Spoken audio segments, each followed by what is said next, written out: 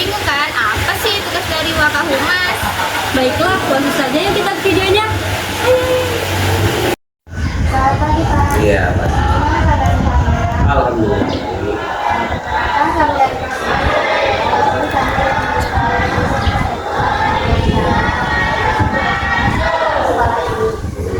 jadi pertanyaan pertama itu mengenai pengelolaan komunikasi media. Komunikasi yang efektif di dalam lingkungan sekolah antara staf, guru, dan siswa sangatlah krusial. Jadi metode apa yang akan Bapak gunakan untuk memastikan semua pihak internal merasa terinformasi dan terhubung dengan visi dan misi sekolah? Ya, metodenya sebenarnya banyak sih metode yang digunakan. Yang pasti kita selalu menginformasikan dalam setiap rapat. Kita kan di sekolah ini ada visi dan misi ya, seperti tadi sudah disampaikan.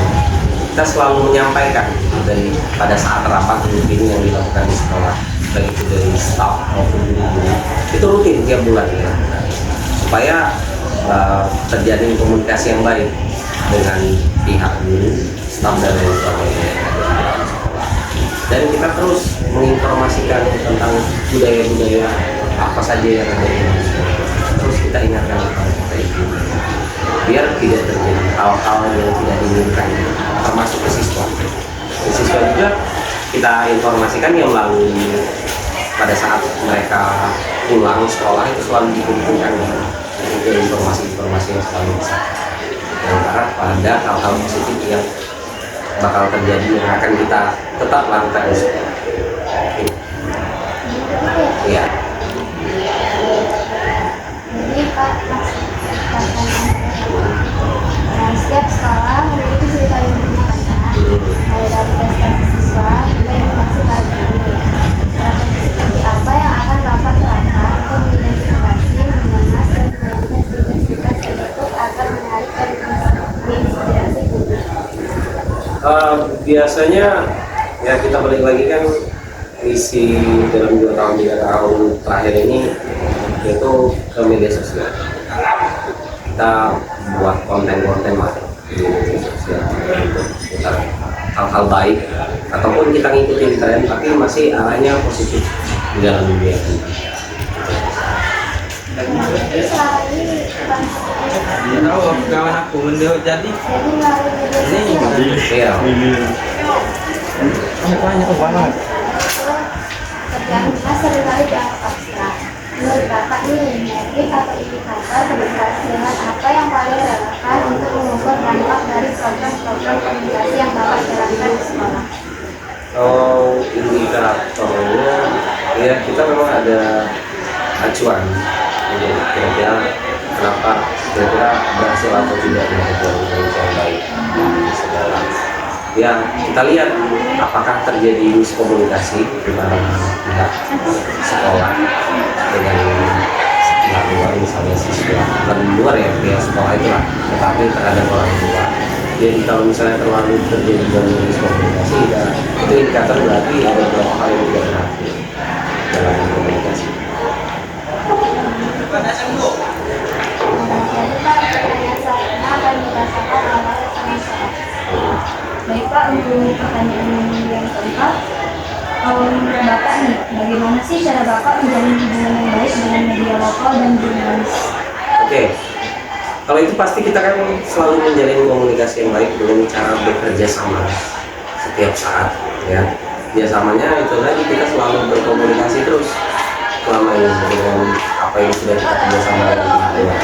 Kita selalu rutin ya mungkin lewat WhatsApp ataupun media sosial lain kalau kita bertemu sama pihak luar jurnalis.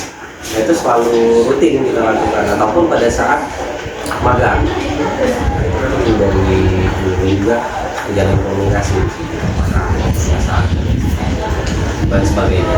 Dan kalau misalnya ada informasi tentang suatu kegiatan, biasanya dari media ini memberitahu ke pihak sekolah. Dari situ panjang ceritanya. Boleh dapat diceritain ide Bapak supaya sekolah ini bisa sering muncul di media dengan berita yang positif, bukan pas cuma ada acara saja. Nah itu tadi, kita kan media sosial yang sangat masif ya, banyak. Jadi sangat penting dari untuk kita buat sesuatu hal yang inovatif, kreatif, di konten-konten yang berbau pendidikan yang sangat-sangat baik untuk ke depan. Dan juga banyak hal lah. Baik, lanjut ke soal yang terakhir ya Bapak. Misalnya nih Bapak punya kesempatan bebas untuk membuat citra atau membuat sekolah. Kira-kira apa sih yang akan menjadi fokus utama Bapak untuk membuat citra atau membuat sekolah ini?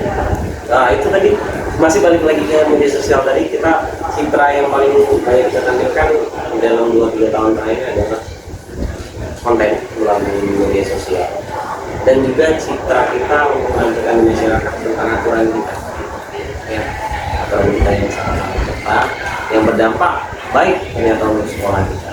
Banyak yang orang tua itu dari banyaknya kejadian-kejadian yang telah terjadi dan kita tindak tegas dari sekolah, banyak orang minat dari sekolah ya, datang untuk mendaftar ya, orang tua percaya sekolah. Kira-kira hal apa saja yang ingin Bapak tonjolkan supaya sekolah ini punya ciri khas yang beda gitu Pak dari sekolah-sekolah lain? Kalau ciri khas yang berbeda sebenarnya hampir sebagian besar ini sama di sekolah. Nah, mungkin ide-ide tertentu saja yang mungkin berbeda. Kita buat akun biasanya ini yang terjadi akun sosial bahasa Inggris yang resmi biasanya terlalu kaku.